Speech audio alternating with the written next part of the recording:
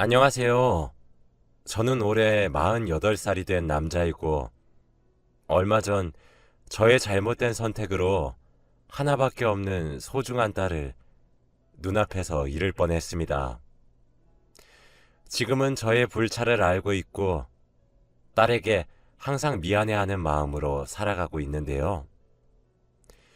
지금은 딸과 단 둘이서 살고 있습니다.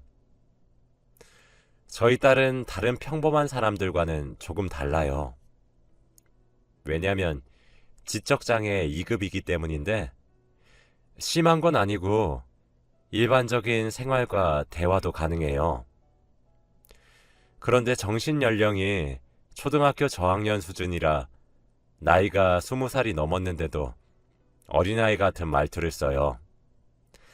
그래도 단순한 행동들은 혼자서 척척 잘하는 아주 예쁜 저희 딸이죠. 아내는 딸을 낳자마자 세상을 떠났는데, 딸을 안아보지 못한 채로 하늘나라로 갔어요. 다들 출산하기 전에 산모의 목숨이 위험해진다고 했지만, 저희 아내는 딸이 세상에 나오면 그걸로 됐다며 모든 사람의 만류에도 고집을 꺾지 않았죠. 그렇게 자신의 생명보다 딸이 더 소중했던 사람이었습니다. 아내의 죽음이 헛되지 않게 하기 위해서라도 저는 꼭 저희 딸을 잘 키울 거라고 다짐했죠. 저는 일반적인 직장인이고 그렇게 수입이 넉넉한 편도 아닙니다.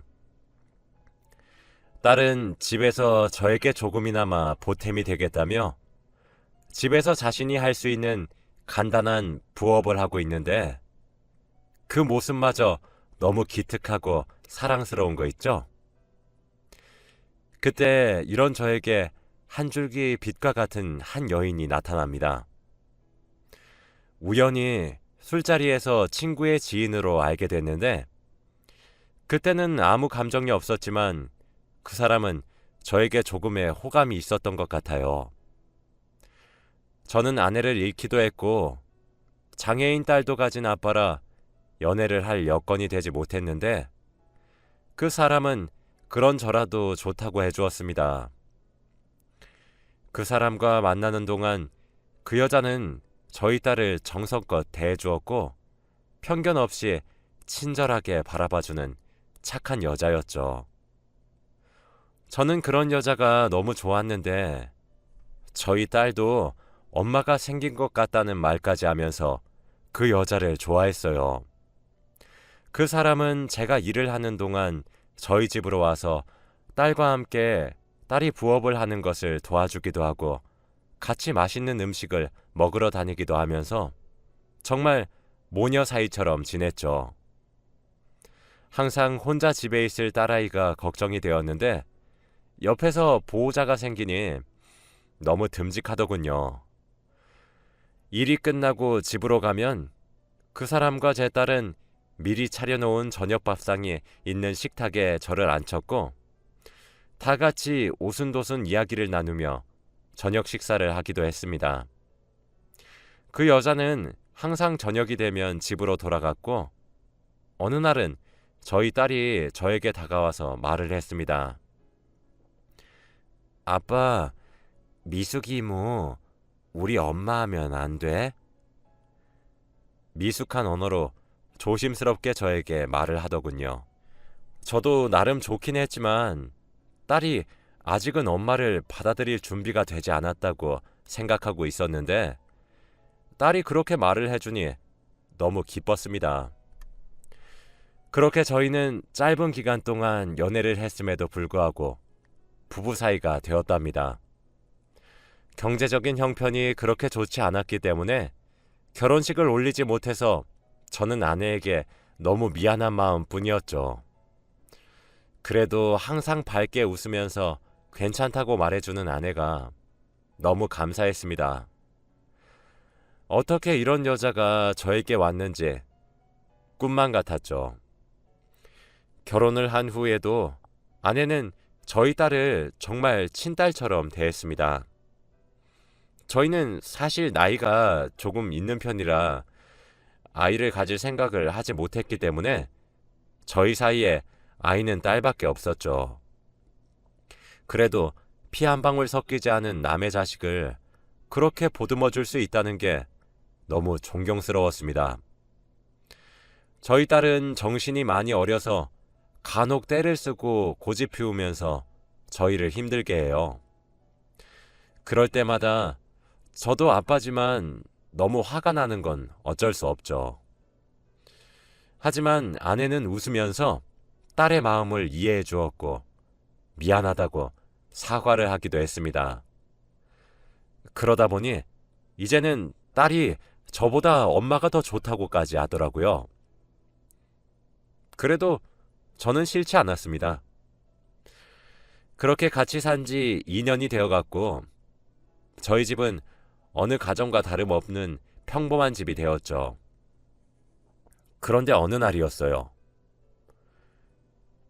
여보, 내가 요즘 지적장애인 엄마들 모임 다니잖아.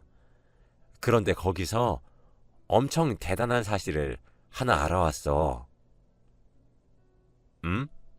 그게 뭔데? 우리 미연이처럼 지적장애 2급인 아이를 가진 엄마가 애를 절에 보냈더니 애가 조금 더 성숙해져서 온 것 같대. 뭐? 아내는 어디서 지적장애 아이를 절에 보내면 지금보다 더 성숙하게 될 것이라는 말을 들었다고 미연이를 절에 보내자고 하더라고요. 그래도 혼자 보내기에는 너무 위험한데. 기간도 짧게 갔다 올 거고 그 절이 지적장애인들이 많이 가는 절이라서 안심해도 돼. 이미 유명한 곳이더라. 그 당시에 저는 아내를 맹신하고 있는 수준이어서 미연이를 절에 보내기로 했죠. 집과 멀리 떨어져서 지내봐야 엄마 아빠가 소중하다는 걸 알 것 같았거든요. 그렇게 미연이가 절에 갔는데 저는 하루가 지나기도 전에 미연이가 너무 걱정이 되기 시작했고 지금 뭘 하고 있는지 궁금해서 연락을 해보려고 했습니다. 안 돼, 여보.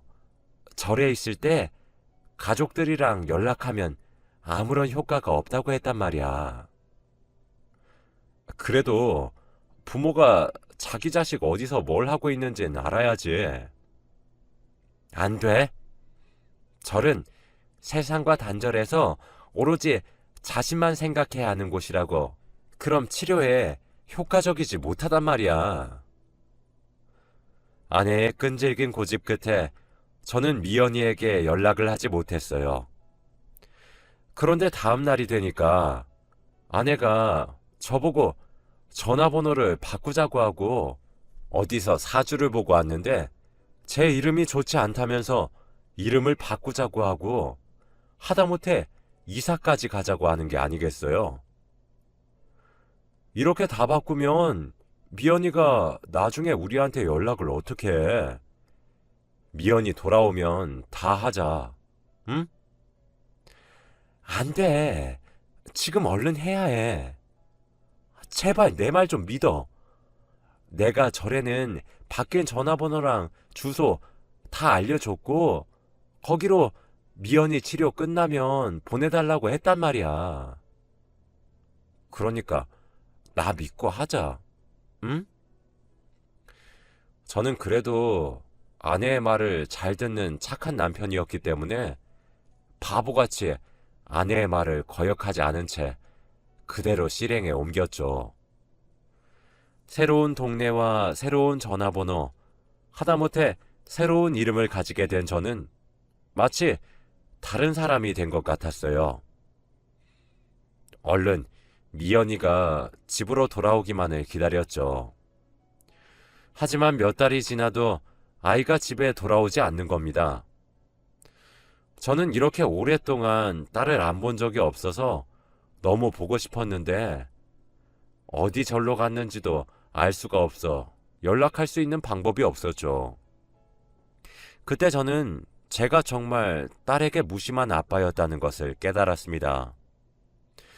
너무 아내의 말만 믿고 자식에게 관심이 없었던 것 같아요.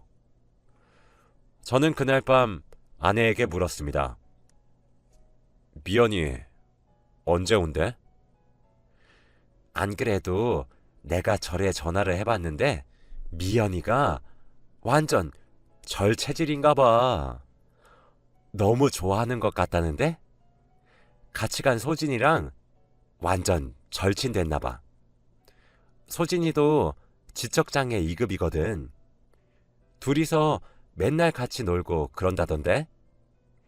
미연이가 소진이랑 조금 더 놀고 싶다고 해서 섭섭하지만 그러라고 했어. 그렇게 딸은 집으로 돌아오지 않은 지 6개월이 되었습니다. 6개월이 어떻게 흘러갔는지 모르겠지만 미연이가 행복하면 됐지 라는 생각만 하고 살았던 것 같아요. 저도 일이 너무 바쁘기도 했고 가끔씩 아내가 미연이의 일상을 말해 주었거든요. 미연이가 아빠는 별로 보고 싶어 하지 않는 것 같아서 섭섭해 하기는 했지만요.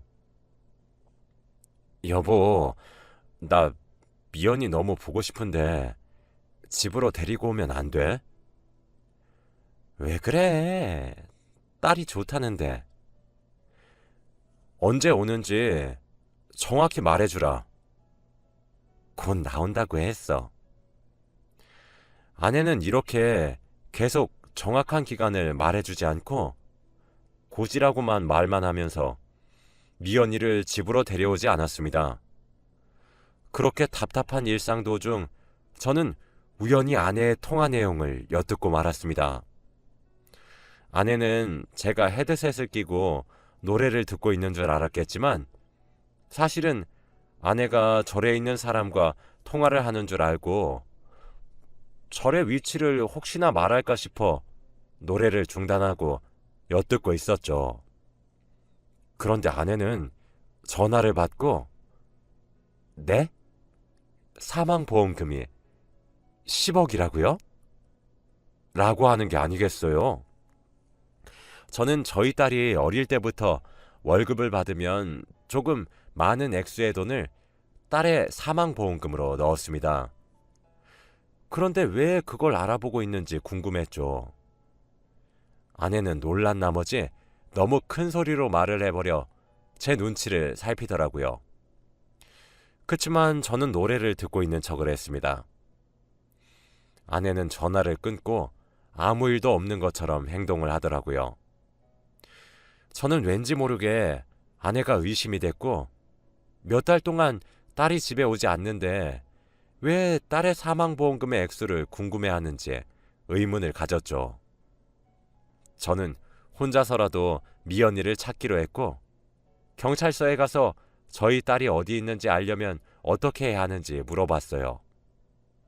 그러려면 실종신고를 해야 한다고 하더군요. 실종신고를 하긴 했지만 아무런 범죄가 일어나지 않은 상황에서 성인이 집에 들어오지 않는 것은 단순 가출로 본다고 합니다. 만약 범죄가 일어나면 그때 수사를 진행하고요. 저는 이런 한국의 법이 너무 황당했습니다. 그럼 저는 아내가 말을 해줘야만 저희 딸을 만날 수 있다는 거죠. 제가 아무리 물어도 아내는 말을 해주지 않았고 계속 보채지 말라는 말만 할 뿐이었습니다. 경찰이 하는 말에 의하면 실종된 사람을 찾는 경우는 아주 드물다고 해요.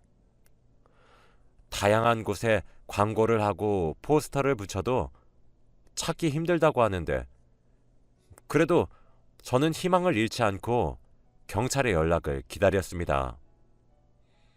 저는 절대 아내에게 경찰서에 가서 미연이를 실종신고했다고 말하지 않았어요.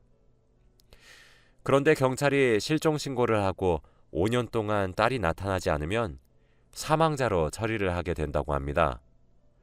그 말인즉슨 딸이 5년 동안 나타나지 않으면 딸은 죽은 사람이 되고 딸의 사망보험금을 가지게 되는 거죠. 저는 딸의 죽음이 정말 현실이 될 것을 생각을 하니 너무 무서웠고 당장 미연이를 찾고 싶어서 인터넷에 검색해서 전국에 있는 절이란 절은 다 전화를 해 미연이 있냐고 물었습니다. 그런데 다들 그런 사람 없다고 하였고, 저는 미연이와 함께 있다던 소진이 어머니에게 전화를 했죠. 소진이 어머니. 네, 누구세요? 아, 저 미연이 아빠입니다. 혹시 소진이가 지금 있는 절이 어디예요? 미연이랑 같이 있다고 하던데. 네? 무슨 소리세요? 소진이 지금 제 옆에 있는데 절이라뇨. 아니, 소진이랑 저희 미연이가 같이 절에 갔잖아요. 지적장애가 절에 가면 조금 성숙해진다고 들었다고. 아니, 그게 무슨 소리세요? 저 기독교입니다. 라고 한 뒤 제 전화를 뚝 끊으셨죠. 저는 이게 무슨 일인가 싶었고 당장 아내를 찾아가 물어보고 싶었습니다. 미연이가 절에 갔다는 것이 사실이 아니면 미연이는 몇 개월 동안 도대체 어디서 뭘 하고 있었던 것일까요? 미연이가 너무 걱정이 되었고 지적장애인인 미연이가 혹시나 잘못될까봐 우려하고 있었어요. 저는 아내가 집으로 오자마자 화를 냈어요. 여보, 우리 미연이 대체 어딨어? 갑자기 왜 그래? 미연이가 어디 있긴 절에서 지금 치료받고 있잖아. 내가 소진이 어머니한테 전화도 다 해봤거든? 근데 절에 간 적 없다고 기독교라고 하시더라? 대체 어떻게 된 건지 설명해봐. 그러자 아내는 당황을 하기 시작했고 식은땀만 줄줄 흘리고 있었습니다. 아무 말도 하지 않는 아내에게 너무 화가 나서 그만 언성을 높이고 말았네요.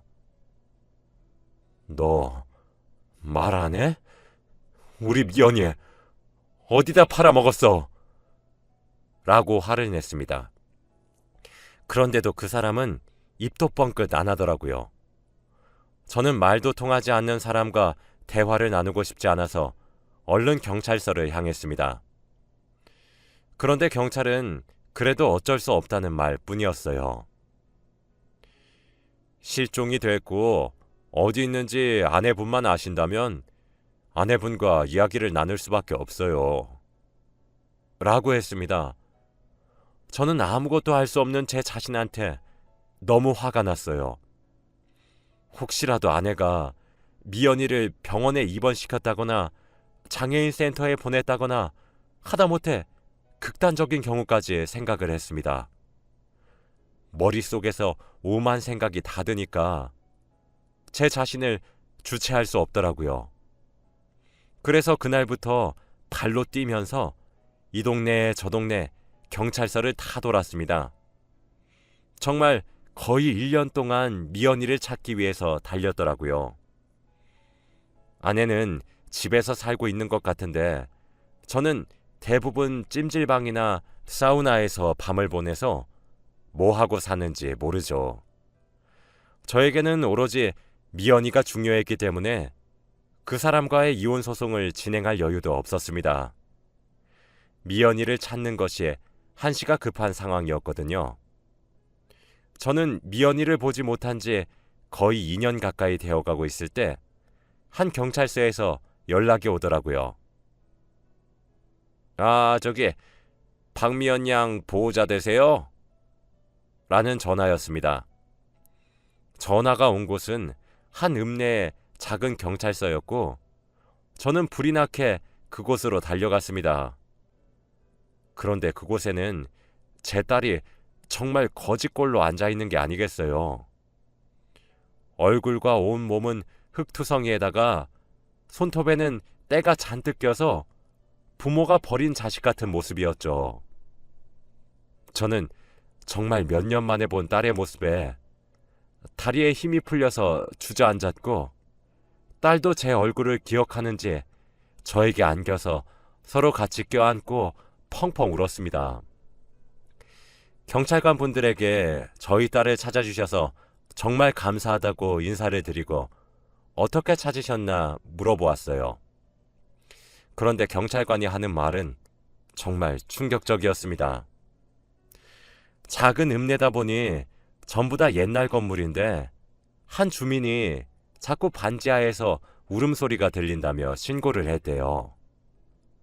그 반지하는 너무 낡고 사람이 있을 수 없는 정도의 크기라 경찰관들이 동물이 갇힌 줄 알고 반지하에 갔는데 자물쇠로 잠겨져 있었고 그곳에 문을 열었더니 저희 딸이 있었다고 해요.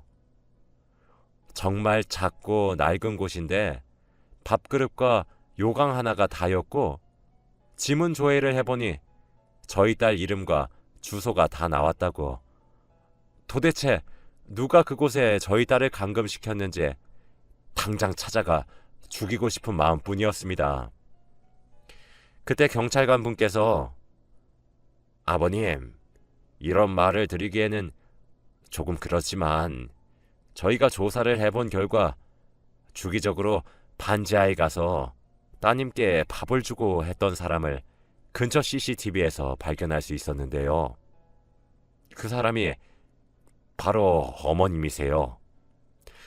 사실은 딸을 찾은 지 3일 정도 되었습니다.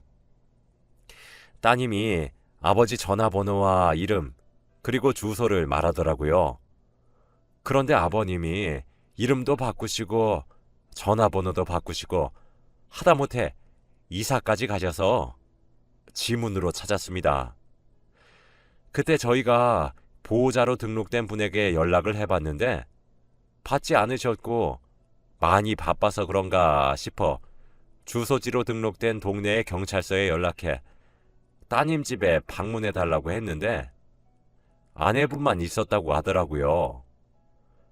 그래서 그 경찰관이 이제 딸 찾았으니까 저희 경찰서에 들러서 딸 찾고 실종 신고한 거 해제해달라고 요청을 했는데도 감감무소식이어서 이렇게 아버님께 연락을 드린 겁니다. 너무 늦게 드려 죄송해요. 어머니께서 동네 경찰서에다가 아버지가 딸을 학대한다면서 무조건 딸에 관련된 연락이 오면 자기한테 먼저 알려달라고 했는데 CCTV 영상을 보고 저희가 아버님께 연락을 드린 겁니다. 라고 하셨어요. 저는 경찰분들이 하시는 말에 너무 화가 났고 그 여자를 어떻게 해야 할지 고민했죠. 저에 대한 말도 안 되는 허위 사실을 유포하고 무엇보다 저희 딸을 2년 동안 감금시킨 것도 모자라 보름에 한 번씩 들리며 밥을 주다니요. 제 이름과 전화번호, 집 주소까지 바꾼 것이 바로 저희 딸이 저를 찾지 못하게 하기 위해서 그런 거였습니다. 저는 그때 아내가 보험회사와 전화통화를 한 기억을 떠올렸어요. 아내는 아마 5년 동안 실종신고를 하고 딸을 찾지 못하면 사망자로 등록이 되니까 딸의 사망보험금을 노린 것이 틀림없었습니다.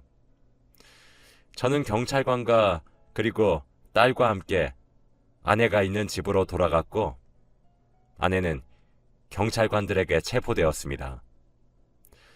아내의 범죄가 이제 드러났고 정말 다양한 죄목으로 아내는 감옥으로 가게 되었죠. 저는 절대 합의를 해주지 않았고 아내가 감옥에서 평생 썩어가면서 죄를 뉘우치기를 바랬어요. 무엇보다 저희 딸이 지적장애라 말도 잘 못하는데 그 낡은 반지하에서 밑집 사람이 들릴 정도로 하루 종일 울었을 상상을 하니 너무 미안하고 아버지로서 도리를 다하지 못한 것이 죄책감이 들더군요. 앞으로는 오로지 저희 딸을 위해 살고 딸의 행복만을 위해서만 살려고 합니다. 이런 못난 아버지인데도 다 용서해주고 저를 위해주는 딸에게 너무 고마워요. 한눈 팔지 않고 저희 딸만 바라보겠습니다. 제 이야기는 여기까지입니다. 들어주셔서